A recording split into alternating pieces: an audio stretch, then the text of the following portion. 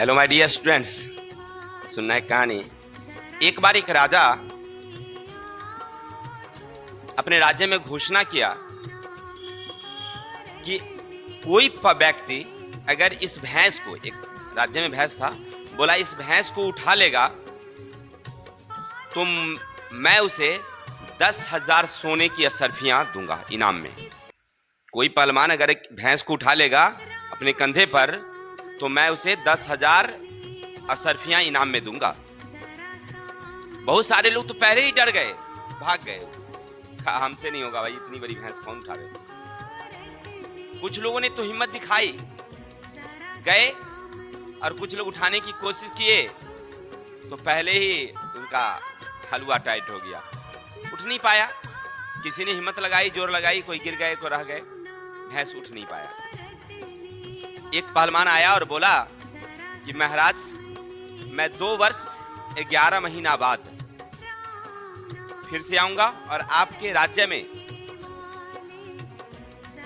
इस भैंस को अपने कंधे पर उठा करके दिखाऊंगा। 2 वर्ष 11 महीना बाद। राजा हंसने लगे, कभी नहीं होने वाला है तुमसे, क्या 2 वर्ष 11 महीना बाद बात कर रहे हो। कहा ठीक है। राजा गारंटेड कर दिया, चला गया आदमी।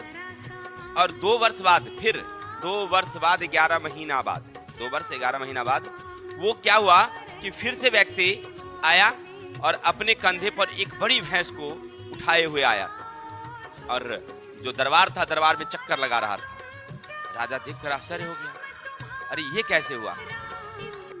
राजा ने पूछा कि ये कैसे हुआ, कैसे उठा लिया तुम इसको। क्या कुछ नहीं महाराज, बस विश्वास होनी चाहिए कि हम कर सकते हैं, करने की जज्बा होनी चाहिए।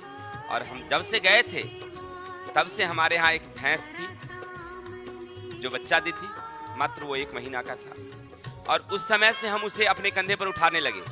रोज उसको उठाते थे, हर रोज उठाते थे, हर रोज उठाते थे। और आज 2 वर्ष 11 महीना हो गया है, यानी 3 साल की हो गई भैंस, और तब से हम उठाते ही आ रहे हैं। बस अभ्यास हो गया ना मुझे, अभ्यास। एक छोटी छोटी को हमने उठाते उठाते उठाते उठाते आज हम उठाए, समूचा उठा रहे हैं, कोई दिक्कत नहीं हो रहा। राजा ने उसे इनाम दिया। आपने क्या समझा कि अगर बड़ी सफलता लेना है, कहानी से क्या सीख मिलती है, अगर बड़ी सफलता लेनी है ना तो छोटी छोटी छोटी छोटी इकाइयों को जोड़ो। हर रोज 5-5 क्वेश्चन ही करो। एक समय ऐसा आएगा कि तुम्हारे पास एक बहुत बड़ा क्वेश्चन का एकदम पेपर तैयार हो जाएगा। इतनी बड़ी क्वेश्चन ऐसे कैसे आसानी से तैयार हो गया भाई। जब तुम 2 वर्ष के बाद देखोगे ना तो तुम्हें लगेगा बहुत मोटा क्वेश्चन हमें तैयार हो गया। ठीक है, ज्यादा समय नहीं लेंगे, तैयारी कीजिए। चलते हैं, हम लोग पढ़ते हैं क्लास 12 हिस्ट्री लेसन 10 उपनिवेशवाद और देहात। इसका कल हमने अति लघुत्तरीय प्रश्नोत्तर का 1 से लेकर के 15 क्वेश्चन का हमने उत्तर बताने की कोशिश किया था। आशा करते हैं अगर आप वो वीडियो देखे होंगे तो अच्छा लगा ही होगा। अगर नहीं देखे हैं तो पहले जाइए और चैनल पर उस वीडियो को देखिए, तब जाकर के आज हम लोग पढ़ेंगे 1 से 16 तक का क्वेश्चन, 16 से लेकर के 27 तक का क्वेश्चन। क्वेश्चन का क्या जवाब होना चाहिए हम कोशिश करेंगे हम उसे समझाने का। अगर आप फिर भी कहीं मिस कर जाते हैं तो हमारे PDF रहते हैं, या वीडियो को रोक करके आप देख सकते हैं। क्लियर? फिर भी ना समझ आए तो हमें कमेंट करेंगे, कोशिश करेंगे मैं आपको समझा दूं। चलते हैं, क्वेश्चन नंबर पढ़ते हैं। 16 क्या कहता है, रैयतवारी राजस्व प्रणाली क्या है। देखिए, रैयतवारी राजस्व प्रणाली का मतलब हुआ कि जब किसानों की जमीन का मालिक किसान खुद नहीं होते हैं। रैयतवारी व्यवस्था कंपनी और किसान के बीच एक समझौता होता था, जिसमें, यानी समझौता का मतलब इकरारनामा या ठेका, जिसमें समय समय पर कर जो है वो बदलती रहती थी। किसान जमीन के मालिक नहीं माने जाते थे और उन्हें रैयत कहा जाता था। माने जो किसान होते थे ना, वो जमीन का मालिक नहीं होते, क्या होते थे, रैयत होते थे। अर्थात जमीन को वो खुद क्या करेंगे, जमीन का क्या करेंगे, वो लोग उत्पादन कर सकते हैं, उसको ना खरीद सकते हैं और ना बेच सकते हैं। और उनका कर अंग्रेजों सरकार को 45 से 50% देना पड़ता था। रैयत अभी भी समझ रहे हैं, जैसे मान लीजिए हमारी जमीन है, हमने आपको दे दिया है, आप उस पर रहिए, घर बनाइए, कुछ मतलब नहीं है, लेकिन आप उसको खरीद नहीं सकते, बेच नहीं सकते, तो आप हमारे लिए क्या हुए? रैयत हुए। तो ये व्यवस्था कहां थी? तो अंग्रेजी सरकार ने लगाई थी रैयतवारी व्यवस्था हमारे देशों में। ठीक है, चलिए, तो हम लोग पढ़ रहे थे रैयतवारी।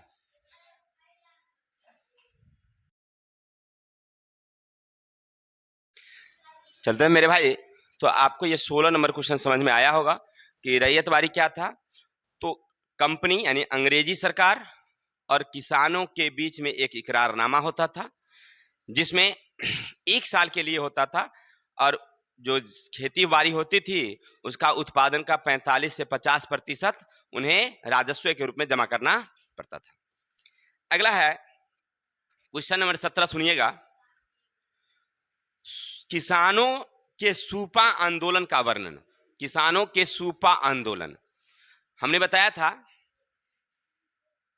कि जब अमेरिका से कपास का आना कम हो गया, यानी बंद हो गया, तो भारत एक उसका विकल्प बचा कि इंग्लैंड को कपास चाहिए, तो कहां से चाहिए? तो भारत से। और भारत में उतनी कपास का उत्पादन नहीं हो रहा था, तो किसानों को प्रेरित किया कि कपास का उत्पादन करो।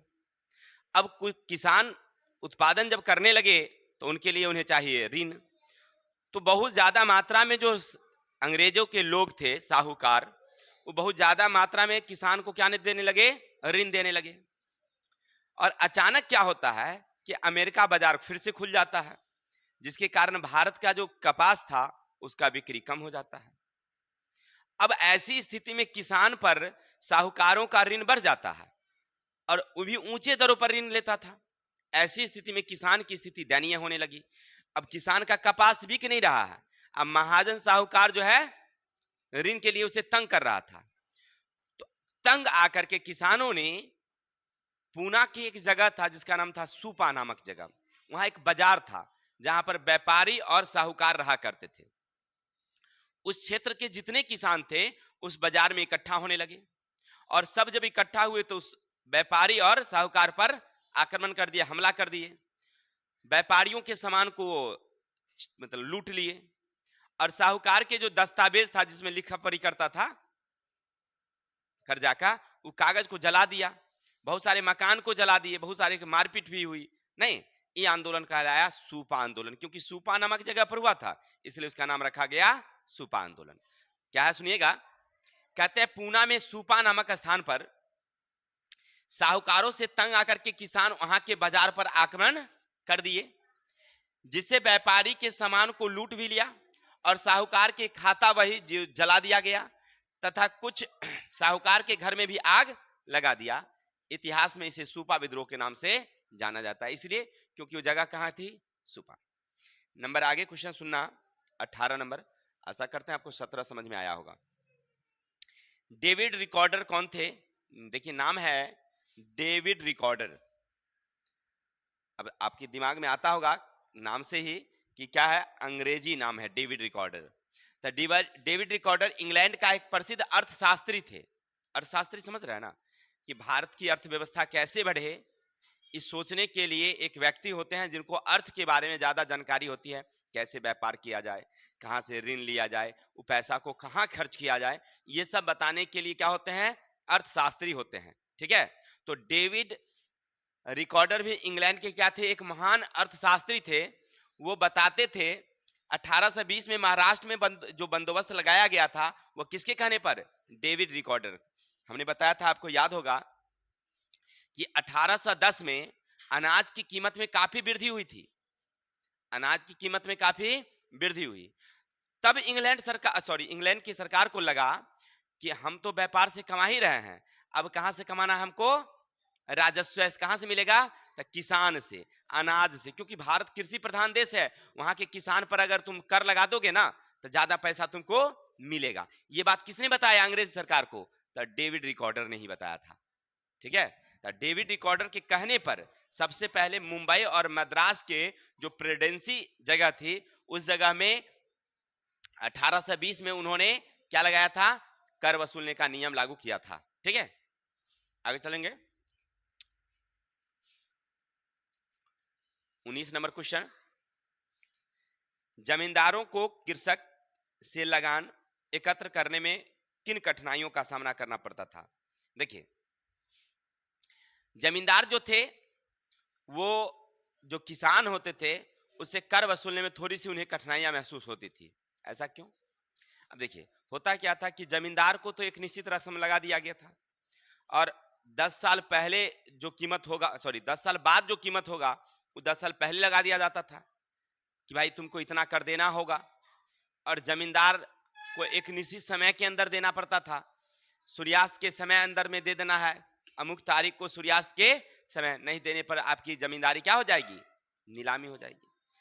अब वो किसान से जब कर वसूलने के लिए जाते तो किसान का क्या होता, किसी कारण से मान लीजिए बाढ़ आ गई, सूखा आ गई, तो किसान के पास तो उस तरह का आमदनी रहता नहीं था, तो वहां पर कर वसूलने में क्या होती थी, उन्हें कठिनाइयां होती थी और उनके आदमी जाते थे, किसान अच्छा से कर दे ना दे परेशानी। देखिए लिखा हुआ है, जमींदार को समय समय पर लगान देना पड़ता था, जबकि किसान के फसल नष्ट होने या सुखाड़ होने पर किसान समय पर राजस्व जमा नहीं कर पाते थे। इसे वसूलने के लिए जमींदार को ज्यादा परेशानी का सामना करना पड़ता था। अब किसान के पास तो अनाज ही नहीं है, किसान के पास रहेगा तब ना आप लीजिएगा हो, ऐसी स्थिति में उन्हें परेशानी होता था। ठीक है, लेकिन अंग्रेज तो ये मानती नहीं थी, जमींदार को तो भाई देना है तो देना है। आगे चलेंगे, नंबर क्वेश्चन सुनेंगे 20। दामिन ए कोह क्या है? क्वेश्चन क्या कह रहा है? दामिन ए कोह। हमने बताया था कि राजमहल की पहाड़ी जहां पर पहाड़ी लोग रहा करते थे, उनकी भी खेती क्या थी? झूम विधि थी। झूम विधि से वो खेती करते थे और वो पहाड़ी पर वो हल नहीं चलाते थे। ठीक है, तो अंग्रेजों ने वहां पर नगदी फसल उत्पादन के लिए, तंबाकू के लिए, सरसों के लिए क्या किए? संथाल लोगों को वहां पर भेज दिए। संथाल लोग गए और वो पहाड़ी पर हल चला करके उपजाऊ भूमि बनाए, खेती बाड़ी किए। तो वो जगह जो थी जहां संथाल गए थे खेती करने के लिए, उस जगह क्या कहलाया? दामिन ए कोह। ठीक है, जहां संथाल लोग क्या करने गए? खेती करने गए, उसको क्या कहते हैं हम लोग? दामिन ए कोह। संथाल काफी मेहनती थे, उसे राजमहल की पहाड़ी पर उत्पादन के लिए ठेके के रूप में भेजा गया। ये लोग वहां पर जाकर के खेती बाड़ी किए, तो उस जगह को क्या कहा गया? दामिन ए कोह कहा गया। अंग्रेजी के हिसाब से क्या कहा गया उसको? ठीक है, तो आशा क्वेश्चन 20 समझ में आया होगा। चलते हैं, कैसे सुनते हैं। ब्रिटेन में कपास आपूर्ति संघ की स्थापना क्यों हुई? देखिए, ब्रिटेन में कपास संघ की स्थापना क्यों हुई? तो सीधा बात है, कपास संघ का मतलब क्या? कपास के उत्पादन पर वृद्धि पर ध्यान दिया जाए, कहां से कपास इंग्लैंड को मिलेगी इस पर ध्यान दिया जाए, इसलिए एक संघ बनाया गया, उसे कहा गया कपास, सॉरी यहाँ कपास होगा, कपास, ठीक है ना, आपूर्ति संघ बनाया गया। जैसे देखिए सुनिएगा, होता क्या था कि इंग्लैंड उस समय विश्व के बहुत सारे देशों पर अधिकार किए हुए था। अब मेन कारण क्या था? वो मेन व्यापार करती थी कपड़ों का। ठीक है, और वहां एक जगह था इंग्लैंड में जिसको कहते थे मैनचेस्टर, सूती वस्त्र उत्पादन का सबसे बड़ा शहर, और लंका शहर सूती वस्त्र का बहुत बड़ा शहर। जैसे अपने भारत में अभी अभी मुंबई है, पूना है, अहमदाबाद है, सूरत है, ये सब जो है सूती वस्त्र उत्पादन का बहुत बड़ा केंद्र है। एक मुंबई में अकेले 300 मिले हैं, कपड़ा मिले। ठीक है, इसी तरह से पूना में जाइए, अहमदाबाद में जाइए, सूरत में जाइए, बहुत कपड़ा की मिले हैं। अधिकांश 90% लोग किस में लगे हुए हैं? कपड़ा से लगे हुए हैं। ठीक है, उत्पादन से। तो उस समय लंकाशायर और मैनचेस्टर ये जगह थी इंग्लैंड में जो सूती वस्त्र उत्पादन का काम करती थी और पूरी दुनिया को कपड़ा भेजती थी वो। भाई पूरी दुनिया को आप कपड़ा भेज रहे हैं तो उतना आपको कपड़ा के लिए कच्चा माल चाहिए ना, कपास। तो कपास कहां से आवेगा? तो इसके देखरेख के लिए इंग्लैंड सरकार ने एक समिति बनाई जिसका नाम रखा गया कपास आपूर्ति संघ। ठीक है ना, ब्रिटेन सरकार ने कपास कहां से आए, कैसे आएगा, इसके देखरेख के लिए किसने बनाया? ब्रिटेन सरकार ने, इंग्लैंड सरकार ने एक संघ जिसका नाम रखा कपास आपूर्ति संघ। कब हो गया? 1857। इसका क्या काम था? तो विश्व के जिन देशों में कपास का उत्पादन होता है उस जगह पर जाकर के कपास के उत्पादन के लिए लोगों को प्रेरित करना, समझाना, उसको मतलब ऋण देना, ये सब काम करना। जैसे देखिए अभी क्या हुआ था, अमेरिका में तो कपास का उत्पादन हो रहा था, हम लोग वहां से कपड़ा का उत्पादन मतलब कर रहे थे, इंग्लैंड वाले लोग। लेकिन उनको दूरदर्शी समझ में आ गया था पहले। देखिए इंग्लैंड वाले ऐसे नहीं राज कर लिए, उसको पहले समझ में आ गया था कि अमेरिका में गृह युद्ध छिड़ने वाला है, हमारा व्यापार बंद हो सकता है, तो हमको कपड़ा की होगी दिक्कत, फिर हम विश्व बाजार को कपड़ा क्या कहां से देंगे, नहीं। तो ऐसी स्थिति में पहले उस संघ, ये संघ कपास आपूर्ति संघ जो था, वो भारत में कपास के उत्पादन पर जोर दिलवा दिया, ठीक है ना, कि जैसे उधर बंद होगा कि इधर से हम कपास खरीदना शुरू कर देंगे, ठीक है। और उसके लिए किसान को खूब ऋण दिया गया था उस समय। तो कपास आपूर्ति संघ का क्या काम, दुनिया में कपास के उत्पादन पर ध्यान देना और किसान को ऋण देना, ये काम था किसका, कपास आपूर्ति संघ वाले को। आगे चलते हैं, नंबर 22 क्वेश्चन सुनना, 22 नंबर, दक्कन दंगा आयोग क्यों स्थापित किया गया। देखिए हुआ क्या समझिएगा, कौन बच्चा हल्ला कर रहा है जी, दक्कन दंगा आयोग सुनिएगा क्या है। हमने बताया था, आपको याद होगा कि 1857 में हम लोग एक विद्रोह किए थे अंग्रेजों के खिलाफ, जिसका नाम था स्वतंत्रता संग्राम की पहली लड़ाई। इतिहास में उसे सैनिक विद्रोह के नाम से भी जानते हैं। और ये विद्रोह छोटा नहीं था, बहुत बड़ा विद्रोह था। अंग्रेजी सरकार 100 वर्षों तक हमारे यहां शासन कर चुकी थी, और फिर भी हमने उसके नींव को क्या कर दिए थे, हिला दिए थे। अंग्रेज समझ गया था कि जैसे अमेरिका हमारे हाथों से निकल गया, हो सकता है हमारा कौन निकल जाएगा, भारत भी हमारे हाथों से निकल जाएगा उपनिवेश। और भारत को क्या समझता था वो, सोने की चिड़िया, अरे यार इसको पकड़ के रखो, जितना दिन रखोगे उतना काम आएगा, नहीं। इसीलिए उसने भारत के बारे में सोचना शुरू किया। कब, 1857 के बाद, युद्ध के बाद इंग्लैंड के संसद में बैठक हुई और समझा गया कि आखिर भारत में ऐसा विद्रोह क्यों हुआ, क्या वजह हो सकती है ना। तो सब लोग अलग अलग तरह से विचार दिए उस समय संसद में। तो एक आयोग का गठन किया गया जिसका नाम रखा गया दक्कन दंगा आयोग, ठीक है ना। ब्रिटेन के संसद में एक क्या हुई, बैठक रखा गया और उसमें एक समिति बनाई गई। समिति का नाम रखा गया दक्कन दंगा आयोग। इसका काम था, इसको भेजा गया था कहां, भारत, कि तुम भारत जाओ और पता लगाओ कि आखिर भारत में ये स्वतंत्र, ये लड़ाई क्यों शुरू हुई, क्यों हमारा विरोध किया गया, क्यों वहां पर लड़ाई छिड़ी थी। जब दक्कन दंगा आयोग आया, पूरे भारत में भ्रमण किया, सब जानकारी एकत्रित करके 3 वर्षों बाद वह इंग्लैंड सरकार को सौंपती है कि भाई भारत में इसलिए युद्ध हुआ क्योंकि तुम लोग ना कर बहुत ज्यादा लगा दिया था, किस पर, भारतवासियों पर। भारतवासी पर जबरदस्ती कर वसूला जा रहा था, 45%, 50% कर वसूला जा रहा था, सैनिक को सही से वेतन नहीं मिल रहा था, इसलिए सब लोग वियोग हो गए थे। जमींदारों की जमींदारी छीन ली जा रही थी, नीलामी कर दी जा रही थी, इसलिए जमींदार लोग नाखुश थे। राजा को हराया जा रहा था, इसलिए खुश नहीं थे वो लोग। तो इस सारे बातों को उसने लिख करके किसको दिया, इंग्लैंड सरकार को। तो दक्कन दंगा आयोग समझ गया ना, भारत में लड़ाई क्यों हुई, इसकी जांच के लिए, इसके रिपोर्ट तैयार करने के लिए इंग्लैंड सरकार ने एक समिति बनाई जिसका नाम रखा गया दक्कन दंगा आयोग। चलते हैं क्वेश्चन नंबर आगे 23, जमींदारी को नियंत्रण और आजादी समाप्त करने के लिए अंग्रेजों ने क्या किया। देखिए समझिएगा, उस समय हमारे भारत में जमींदार बहुत ज्यादा थे। जब अंग्रेज आए थे तो जमींदार थे, सारा जमीन 300-400 गांव का एक मालिक अकेले होता था, उसको कहा जाता था जमींदार, ठीक है। और जमींदारों के पास अपनी सेना होती थी, सब कुछ अपना होता था, ठीक है ना। तो इसको नियंत्रित करने के लिए अंग्रेजों ने क्या किया, सुनिएगा। सबसे पहले तो कहा कि अरे भाई इसके पास अपनी सेना है, पहले सेना की व्यवस्था को कम करो। सेना रखना बंद कर दिया, क्योंकि जहां भी जमींदार जाता था ना, सेना लेकर के जाता था, सैनिक। पहली बात तो जमींदारों को नियंत्रित करने के लिए पहला काम किया कि सेना रखवाना बंद, नंबर 1 काम। दूसरा, जमींदार ना सीमा शुल्क उछलते थे, अगर आप इस सीमा से उस सीमा में प्रवेश कीजिएगा, माने इस जमींदारी से उस जमींदारी में जब जा रहे हैं तो वहां के जमींदार के लोग आपसे क्या लेते थे, सीमा शुल्क, ये उछलना बंद, 2 काम। इसके अलावा जमींदारों पर कर लगा दिया गया, और कर भी एक निश्चित समय के लिए लगाया गया, और तुमको उतना कर देना होगा, नहीं तो आपकी जमीन क्या हो जाएगी, नीलाम कर दी जाएगी। यानी कुल मिलाकर के जमींदारों को नियंत्रित कर दिया गया।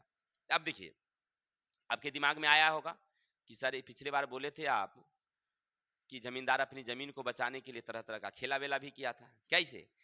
जमीन अपनी पत्नी के नाम कर दिया, बेटी के नाम, पत्नी माँ के नाम कर दिया था, ताकि उसकी जमीन को अंग्रेज नहीं जब्त करेगी, क्योंकि अंग्रेजों ने क्या कहा था कि महिलाओं के जमीन को हम जब्त नहीं करेंगे। अब क्या करता है, सो देखिए, जमींदार कोई खेला वेला देख लिया, कौन? अंग्रेज। तो जमींदार का जो कचहरी होता था, न्यायालय, ऊपर ना अंग्रेज अपना कलेक्टर रख दिया। किसके नियंत्रण में कर दिया उसको? कलेक्टर के नियंत्रण में, कि पहले से अगर जमीन है मां के नाम तब तो ठीक है, अब बाद में नहीं होगा भाई। अब आप चाहिएगा कि अब नीलामी होने वाला है तो 10 दिन जाकर के वहां कर देते हैं मां के नाम, ये नहीं होगा। यानी कि उसके आजादी को समाप्त कर दिया कौन? अंग्रेज। क्यों? उसके कचहरी पर किसका नियंत्रण कर दिया? कलेक्टर के हाथ में दे दिया, कि अब यहां जो भी काम होगा कलेक्टर के संरक्षण में होगा। अब बेचारे का सब हाथ टूट गया, नहीं टूट गया? कि अब तो अपनी मां के नाम कर भी नहीं सकते थे।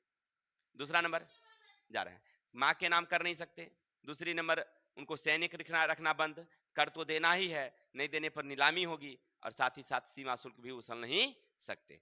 क्लियर? तो इस तरह से जमींदारों को नियंत्रित करने के लिए उन्होंने प्रयास किया। आगे चलते हैं, नंबर 24। 1832 के बाद कृषकों को ऋण लेने के लिए विवश होना पड़ा। क्यों?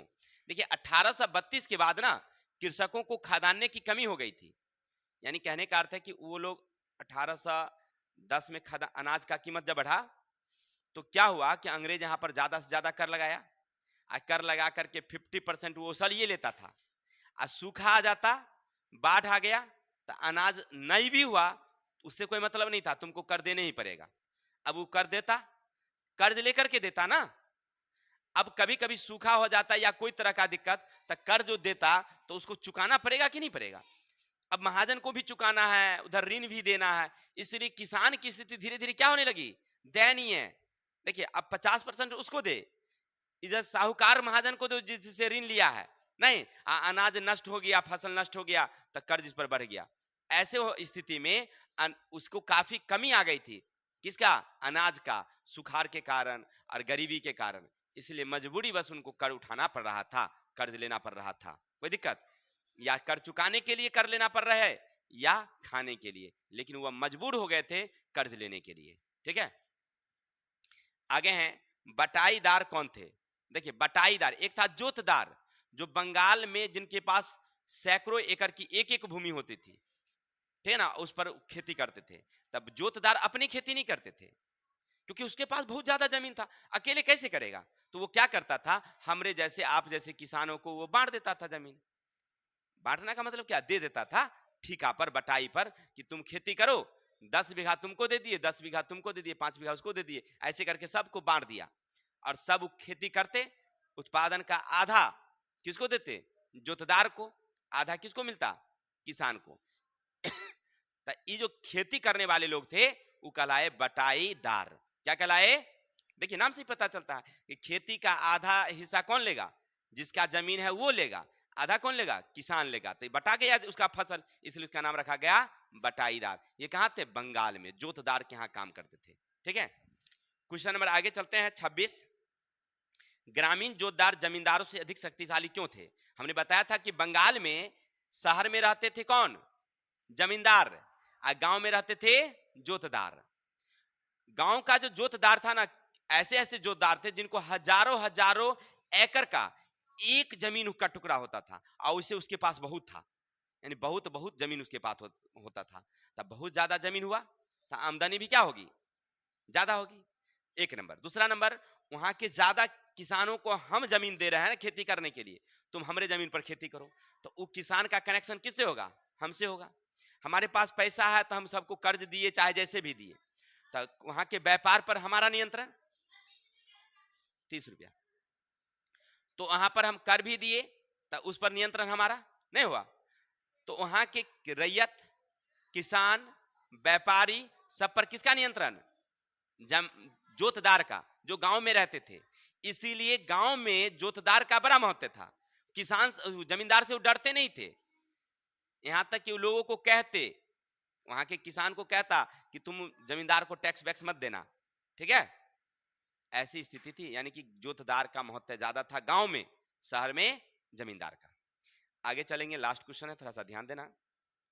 ब्रिटेन में कपास की आपूर्ति संघ तथा मैनचेस्टर के कॉटन कंपनी की स्थापना कब हुआ, इसका क्या उद्देश्य था? अभी तुरंत बताए हैं कि इंग्लैंड में कपास लगातार आपूर्ति होते रहे, नहीं कमी नहीं हो, इसके लिए अंग्रेजी सरकार ने एक संघ बनाई जिसका नाम रखा गया कपास आपूर्ति संघ, 1857 में लगाया। इसके बाद एक मैनचेस्टर कॉटन कंपनी 1859 ईस्वी में लगाया गया, जिसका उद्देश्य था सभी जगह कपास का उत्पादन करना और कपड़ा तैयार करके कहां भेजना? विदेश के बाजारों में। ठीक है, यानी कि उस समय मूल उसका व्यापार कौन सा था? कपड़ा का था, बस कपड़ा मेन व्यापार था। तो इसीलिए वहां पर कपास उत्पादन संघ 1857 और मैनचेस्टर कंपनी जो थी वो कब स्थापित की गई? 1859 को। क्लियर? तो आशा करते हैं आपको ये समझ में आ गया होगा, और कल हम मिलते हैं अगले वीडियो के साथ। कौन? लघुतरीय क्वेश्चन के साथ। ठीक है, तब तक के लिए जय हिंद, जय भारत। और हाँ, वीडियो देखने के लिए धन्यवाद। अगर हमारी वीडियो अच्छी लगी हो, लाइक करेंगे।